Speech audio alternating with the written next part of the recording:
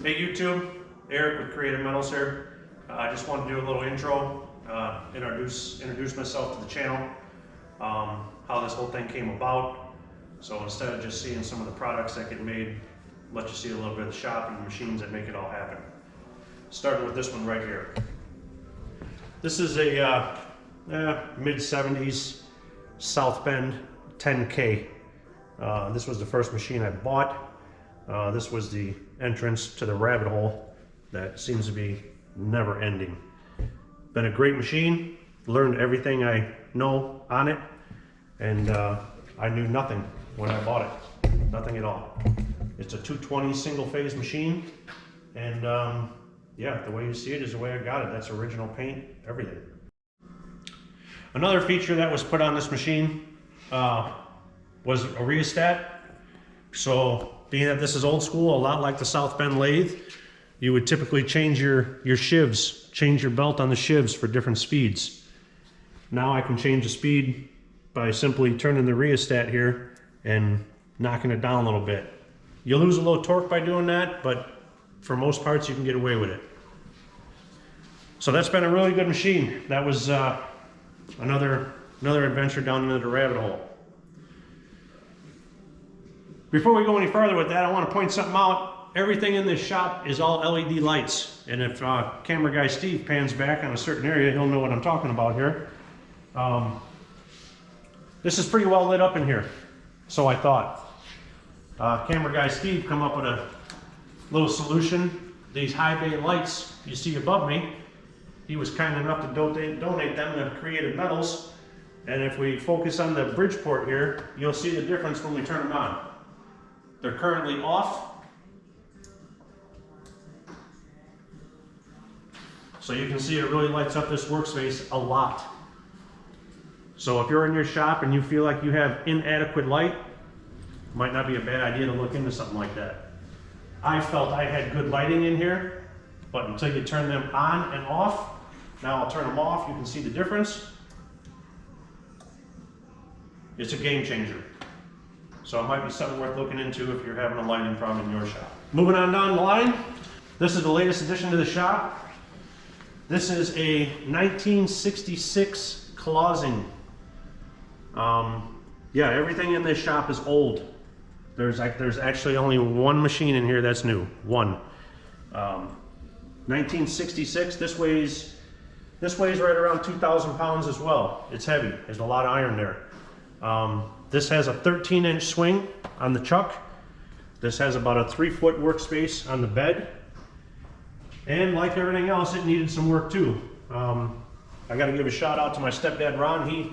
He took it upon himself to go through and work some of the bugs out on this machine for me. He's retired, and he had a little more time on his hands than I did at the time when I purchased this. So he worked out a lot of bugs, put a lot of time in it, and got her painted up and got her working good. So thanks, Ron, for that. I owe you one. So up next on the list is the only piece of equipment in this shop that I purchased new. This is a Harbor Freight horizontal bandsaw. I was a little on the fence whether or not I wanted to buy this from there. I'm not a huge fan of it. It's a good saw. There's a couple things that I changed on it, a couple things that I made for it. If you're on the fence on buying one of these saws, couple things you're going to want to do up front, very up front before you even start using it. One, if you look at sitting on a stand, I made this stand. So this saw, where you see these bolt holes where the wheels used to be, so this saw was much lower on the ground, much lower. I'm 6 foot tall. I'm not going to work down that low. So I made this stand. With that being said, if you look at the stand, you can kind of see it's kicked back. If you pan back, you can see it's kicked back wider than a saw. The reason that is, the fulcrum point of this saw, all the weight from the motor is past the center line where the old wheels used to be. So this thing would actually tip over because it's so heavy. All the weight is past it. So when I made this stand, I kicked these back wheels out to stabilize this thing when it's in the vertical position. That is a must do. This thing will tip over if you don't do that. It's a horrible design, horrible. But with that on this stand the way it is, it works fantastic.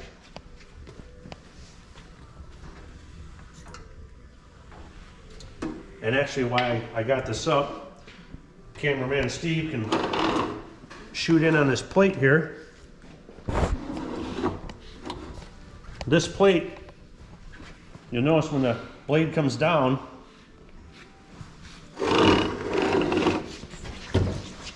look how much you had nothing holding your material past this point. So I made this plate to come out more, so now I can put small pieces in there and still hold on to it. Before I was losing it right here at this edge. So this was a piece of plate that I put on here, major upgrade. That helped out big time. Why don't they do that? I know, it's crazy. It's crazy. In my videos, you'll see this handle. It was a very small, unergonomical to use. I made this, and these two back here, these two thumb wheels back here, to open the blade guard, I made these. And if you look in my videos, you'll see I was specifically holding on. They were itty bitty, and I could barely get my fingers on them. That's why I made these out of aluminum, and they work much nicer. Down below, you'll see the submersible tank. It's got flood coolant on it. It just recycles coolant, keeps the blade cool, and gives you a cleaner cut. It's a good saw. I would definitely recommend it, but I would definitely recommend doing them things before you even start using it, because this thing will tip over and it's going to be a bad scene.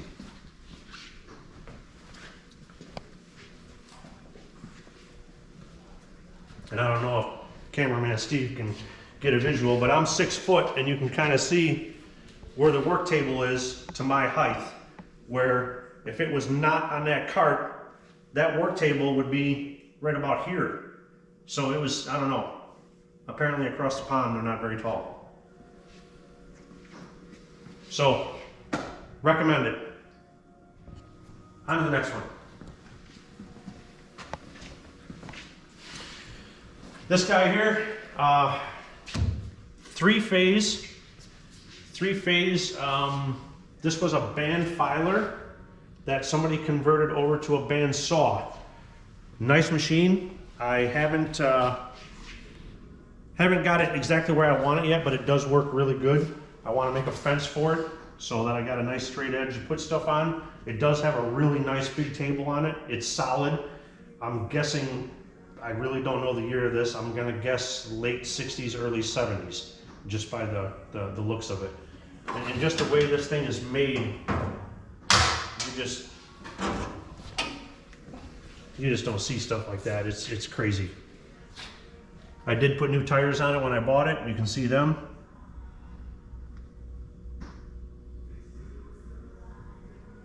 Just a couple little bugs that work out of this one. You've seen this in my videos too. Another thing to point out, every machine in the shop is on wheels, all of them. And that's one of the first things that I do when I bought this equipment. A, because it's so heavy, once you set it on the ground, you got no way to move it. And B, with real estate being at a premium in here, if I need to move things, I want to be able to do it. So putting everything on wheels to make it mobile was a good idea. It's a little more time up front, but in the long run, it helps. So good saw, I like it. Just got a couple things I want to do to fine tune it a little bit. It's an asset to the shop.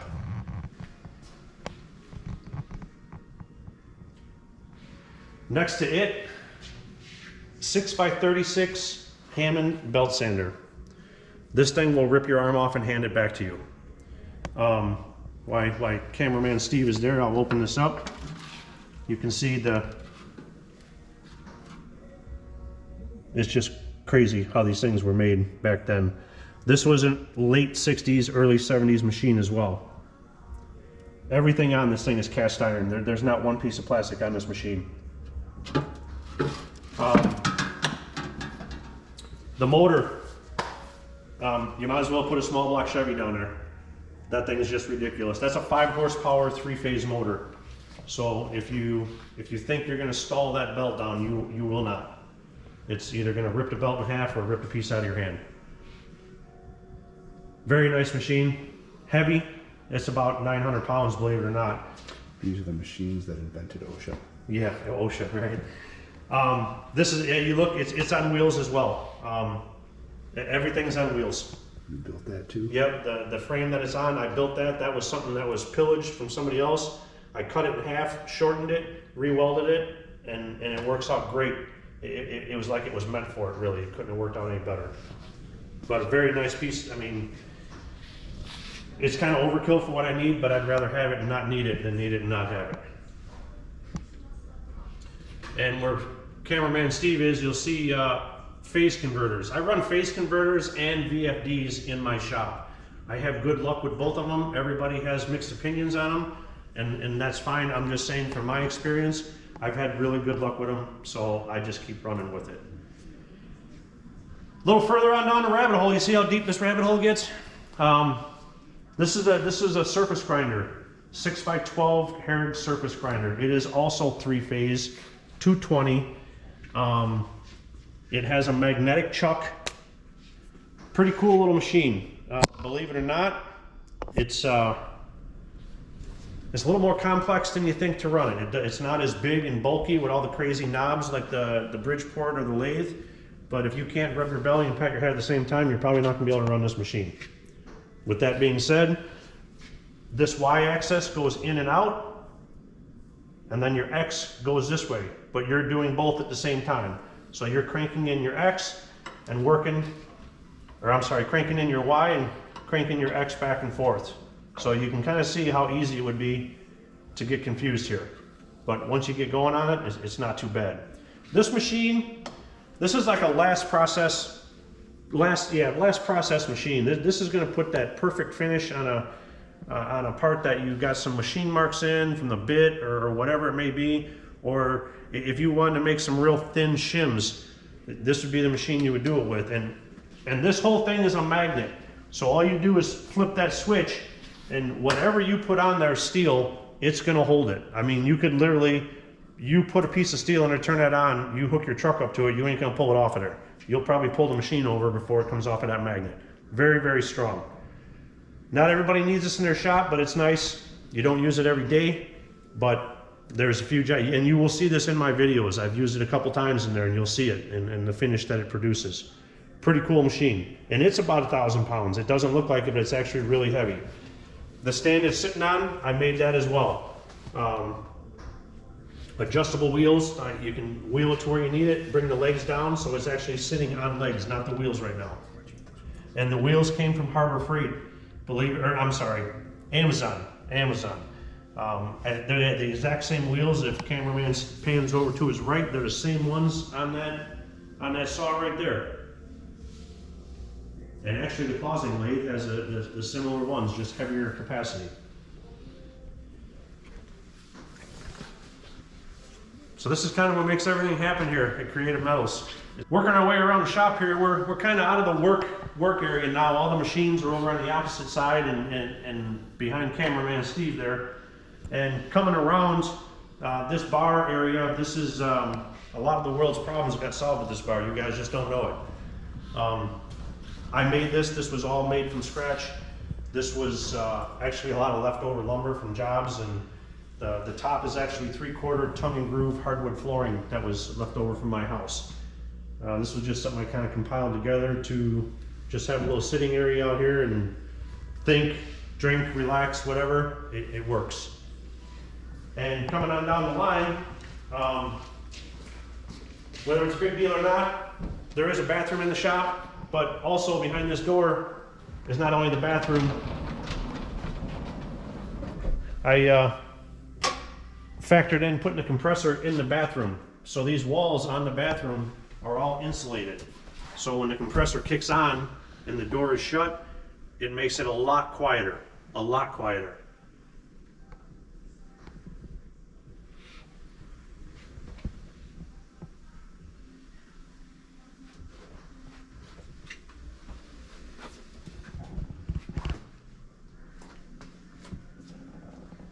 And a mental note to self, turn compressor off before you go in there to go to the bathroom. If things are not happening, they will be once that kicks on. Working our way around, obviously you've probably seen the lift in here. This is an 8,500 pound lift. Typically there's a car on there. I took it out of here today just so we get a little better view of what goes on in here and no distractions. It's a great thing. I use this lift for picking every machine up in the shop. It picks it up great. But obviously, once you pick it up, you gotta be able to move it, and that's where the wheels and all the frames come into play. Coming around here, we're almost to the end of the tour. This is a little hardware section. We got bolts beyond bolts, and hardware and screws. We got Old Glory up on top.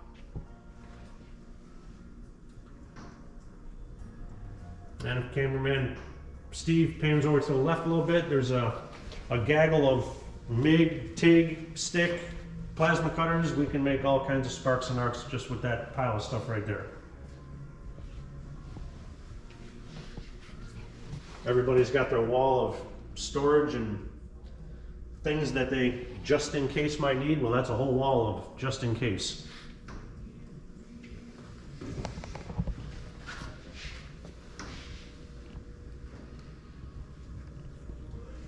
These walls in this shop are 10 foot tall. 10 foot tall, the peak of the roof is 12.2. Obviously to accommodate for the rack and when there's a vehicle on it.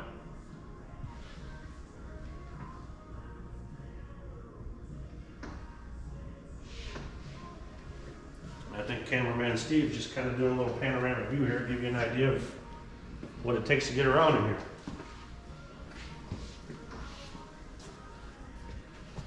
That little tool cart you see there, I typically wheel that to the machine I'm working at, and I can just turn around and put all my tools and notes and everything right on there. It works out very well.